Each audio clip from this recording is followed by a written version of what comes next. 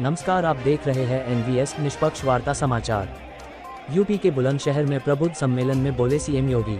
नुमाइश ग्राउंड स्थित निकुंज हॉल में मुख्यमंत्री योगी आदित्यनाथ ने लोकसभा चुनाव को लेकर प्रबुद्धजनों को संबोधित करते हुए कहा कि इस बार प्रधानमंत्री नरेंद्र मोदी को यूपी की सभी सीटों पर जीत हासिल कर पहनाएंगे 80 मन की माला। यूपी का मतलब अनलिमिटेड पॉसिबिलिटीज यानी ऐसे में संभावनाएं। सीएम योगी ने प्रबुद्ध जनों से मोदी बनकर देश को मजबूत सरकार दिलाने की अपील की। सीएम योगी बोले, प्रबुद्ध जन समाज और लोगों की विचारधाराओं को तैयार करते हैं, इसीलिए नेशन फर्स्ट की विचारधारा के साथ लोकसभा चुनाव के लिए काम करना है। हर वोट सही हाथों में जाना चाहिए, एक भी वोट गलत हाथों में जाने से देश को नुकसान हो सकता है, इसलिए राष्ट्र निर्माण के लिए सही निर्णय लिया जाए। इस प्रबुद्ध सम्मेलन में वकील, डॉक्टर, इंजीनियर, रिटायर्ड फौजी, सीए, व्यापारी सहित भारी संख्या में कार्यकर्ता शामिल रहे।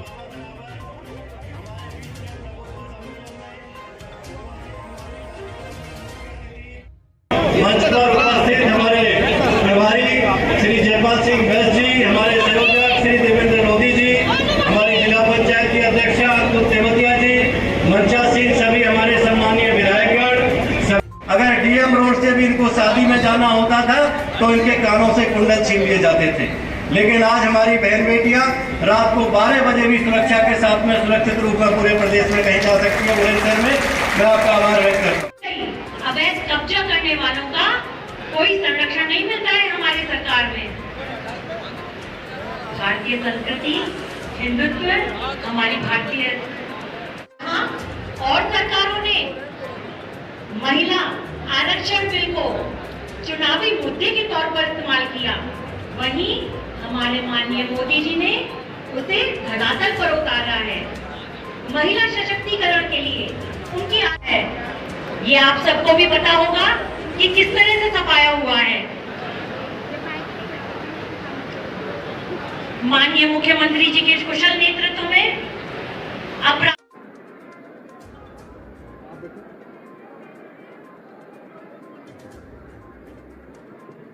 बुलंदशहर के प्रबुद्ध जनों के साथ आज के संवाद के कार्यक्रम में मंच पर उपस्थित भारतीय जनता पार्टी के क्षेत्रीय अध्यक्ष श्री सत्येंद्र सिसोदिया जी, जिला के अध्यक्ष श्री विकास चौहान जी, लोकप्रिय सांसद और तीसरी बार भारतीय जनता पार्टी के प्रत्याशी डॉक्टर भोला सिंह जी, हमारे सभी विधायकगण श्री देवेंद्र सिंह लोधी जी, श्री प्रदीप चौधरी जी, श्री संजय शर्मा जी, श्री चंद्रपाल सिंह जी, श्री अनिल शर्मा जी, जिला पंचायत अध्यक्ष डॉक्टर अंतुल तेवतिया जी, लोकसभा के प्रभारी और विधान परिषद सदस्य श्री जयपाल सिंह व्यस्त जी, भारतीय जनता पार्टी के प्रदेश के मंत्री श्री चंद्रमोहन सिंह जी, लोकसभा के सहसंयोजक हिमांशु मित्तल जी, योगेंद्र चौधरी जी, राष्ट्रीय लोकदल के अध्यक्ष श्री पंकज प्रधान जी, हमारे नगर पालिका परिषद और नगर पालिकाओं के सभी अध्यक्षगण, समाज का नेतृत्व वर्ग जो प्रबुद्ध जन के रूप में यहां पर उपस्थित हुआ है, ऐसे हमारे सभी यहां पे उपस्थित संतजन, अधिवक्ता, चिकित्सक, शिक्षक, व्यापार मंडल और अलग अलग तबके से जुड़े हुए उपस्थित सभी हमारे प्रबुद्ध जन, उपस्थित बहनों और भाइयों, आज के इस प्रबुद्ध जन सम्मेलन में मैं आपका हृदय से स्वागत करता हूं, अभिनंदन करता हूं।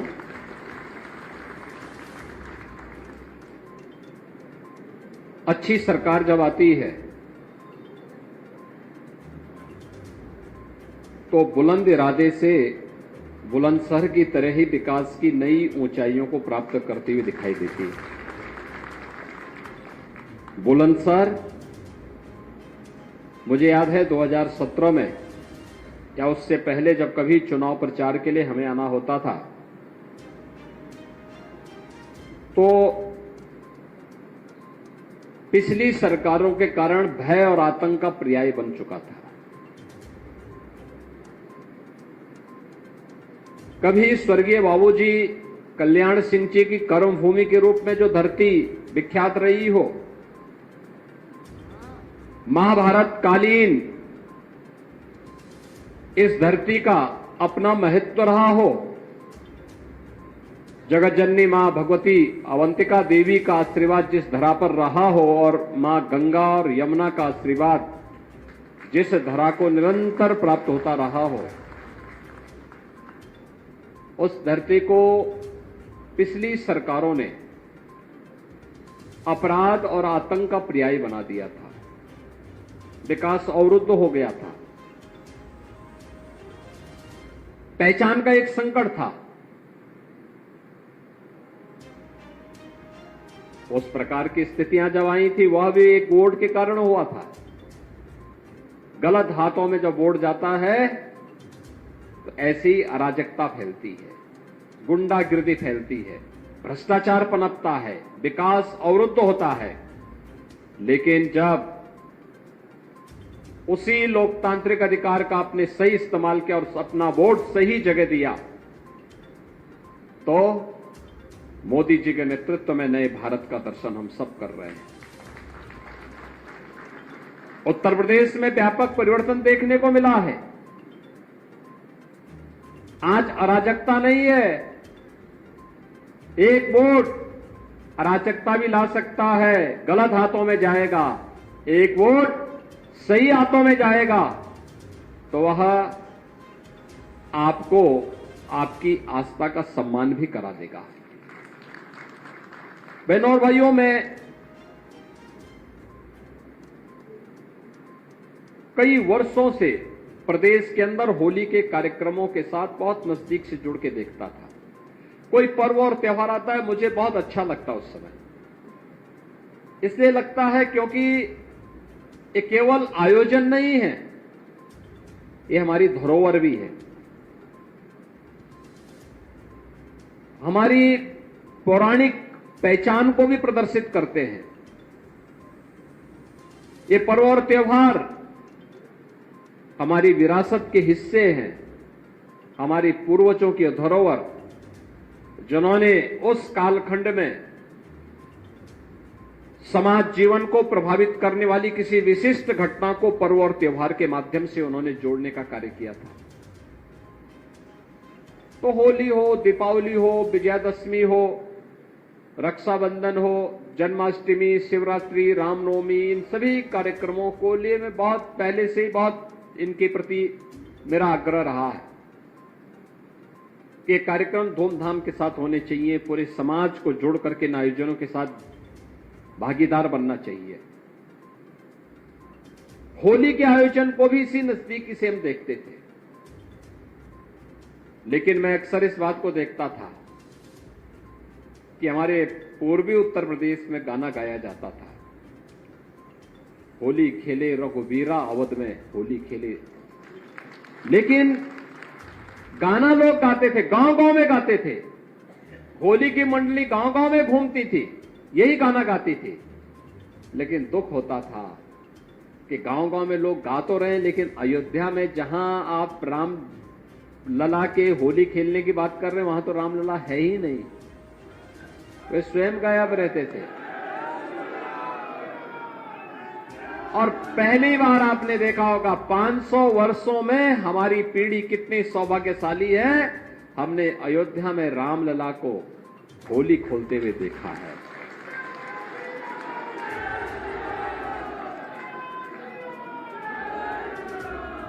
यह परिवर्तन जो असंभव था वह संभव हुआ है।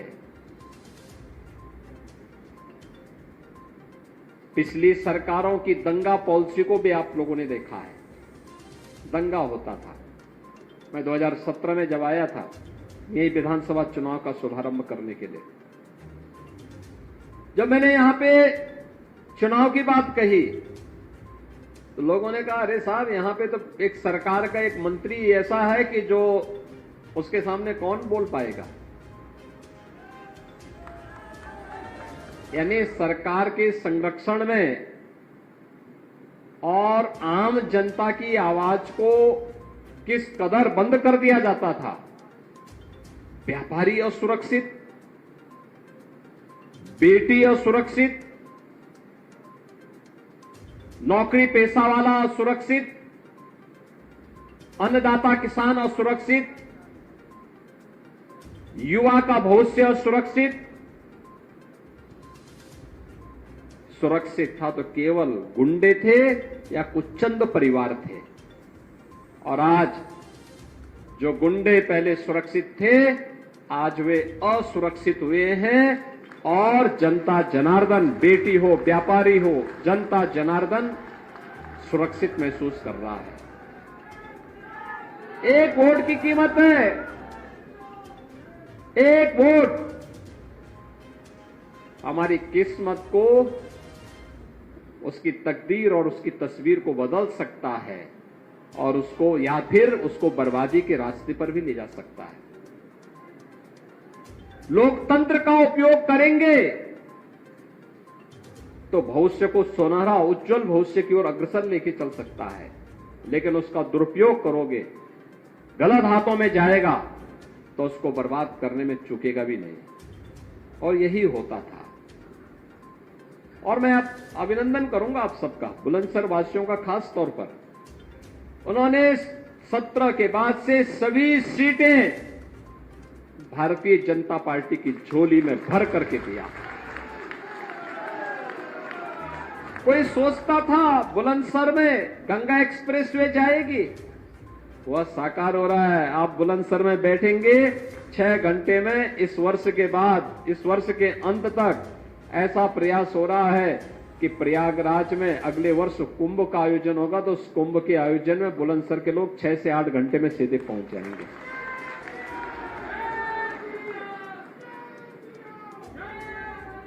बुलंदशहर में मेडिकल कॉलेज की स्थापना होगी, ये कोई सोचता था?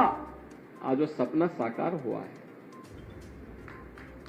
खुर्जा का क्रॉकरी के बारे में कोई सोचता था कि उसको पहचान मिलेगी? प्रधानमंत्री जी ने जब विदेश दौरे पर गए तो तत्कालीन इंग्लैंड के प्रधानमंत्री थे, उनको यही का ओडीओपी भेज दिया था। छा गया था बुलंदशहर दुनिया के अंदर। ये वोट की कीमत है। और चुनावी सभा के पूर्व में आपके बीच में इसलिए आया हूं कि समाज को मानसिक रूप से तैयार करने के लिए आप सबकी सबसे बड़ी भूमिका होने वाली है। धर्माचार्य हो, शिक्षक हो, चिकित्सक हो, अधिवक्ता हो, व्यापारी हो या सीए हो, ये सभी लोग अपने अपने तबके में, अपने अपनी जगह पर, उसकी अपना में उसका एक अपना महत्व है।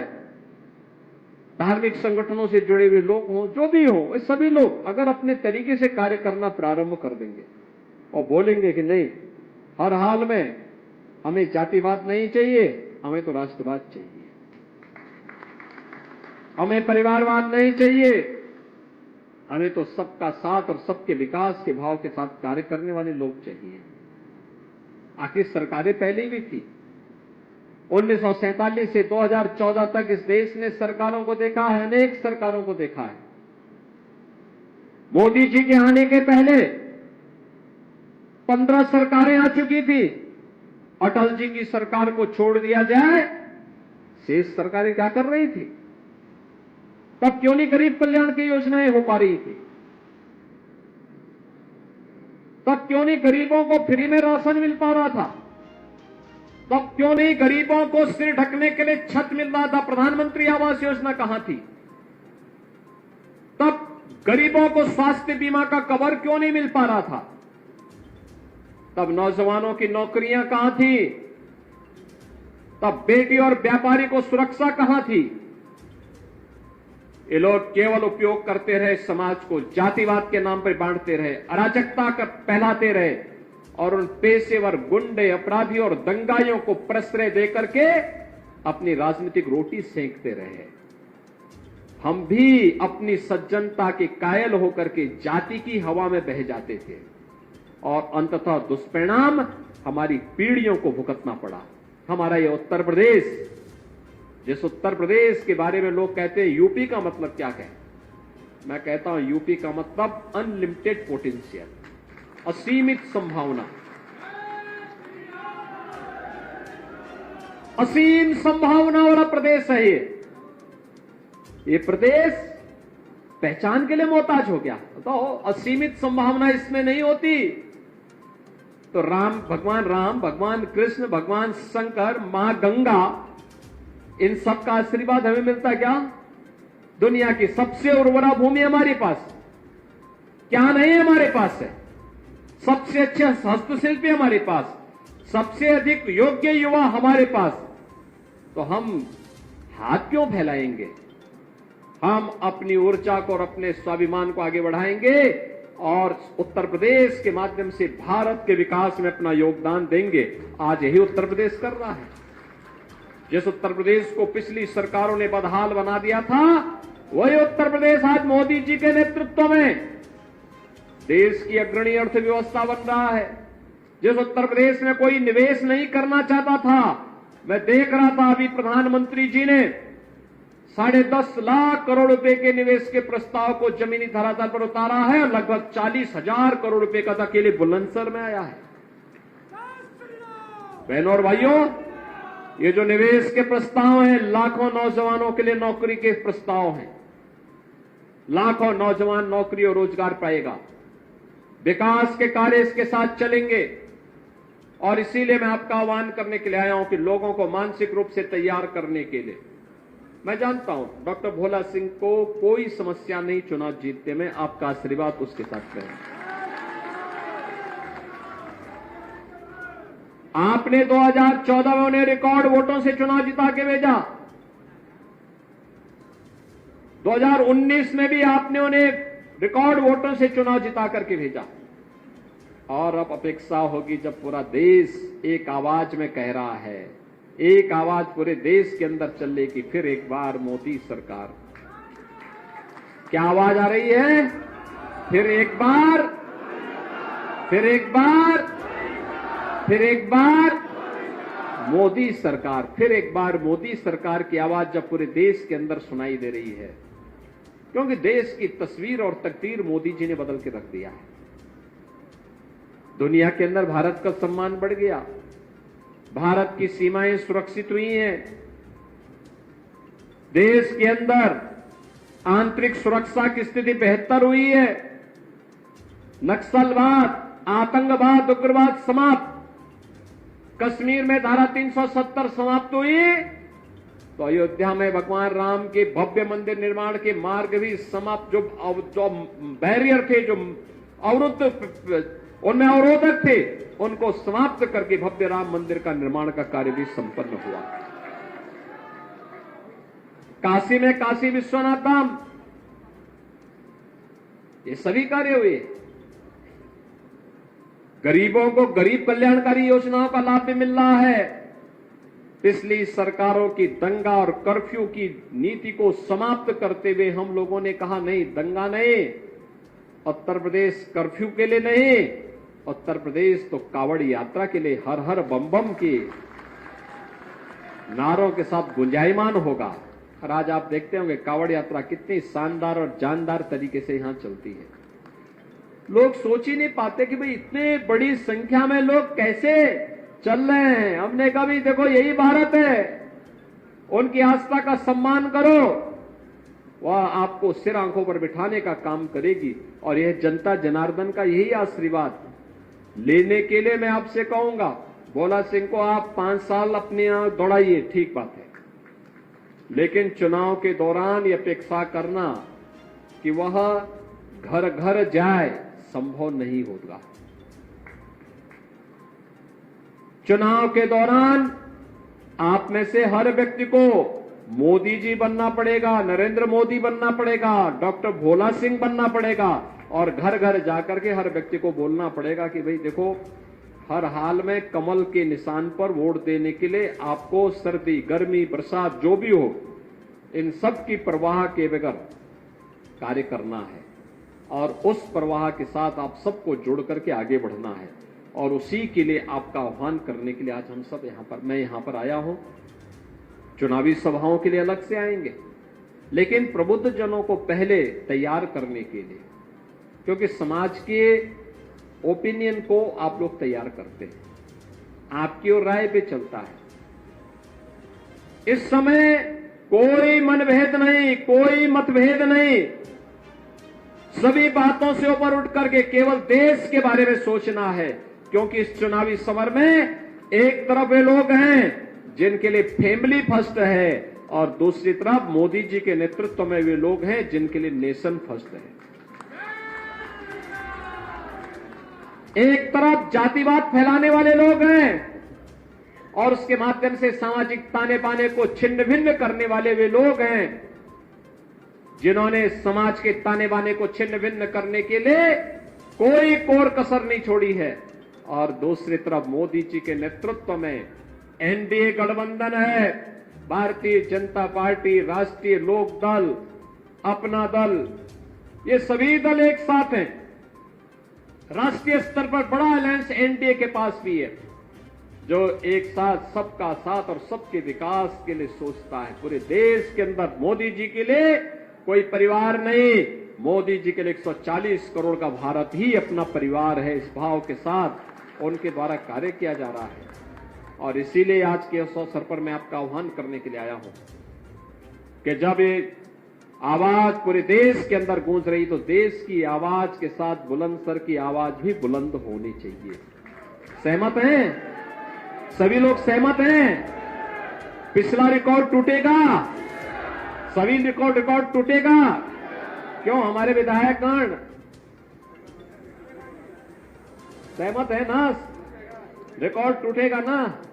तो रिकॉर्ड तोड़ने के लिए ही मैं आपके बीच आया हूं कि रिकॉर्ड तोड़ने के लिए हम लोग देखेंगे बुलंदशहर के उसको। और इसीलिए अभी से घर घर जाना है, मतदान के लिए लोगों को तैयार करना है और मोदी जी को उत्तर प्रदेश की ओर से 80 मनकों की जो माला पहनाई जानी है उनमें बुलंदशहर अपनी पूरी बुलंदी के साथ आगे बढ़ सके, इसके लिए आप सभी प्रबुद्ध जनों का आह्वान करते हुए मैं देता हूं अपनी वाणी को विराम। जय जय श्री राम।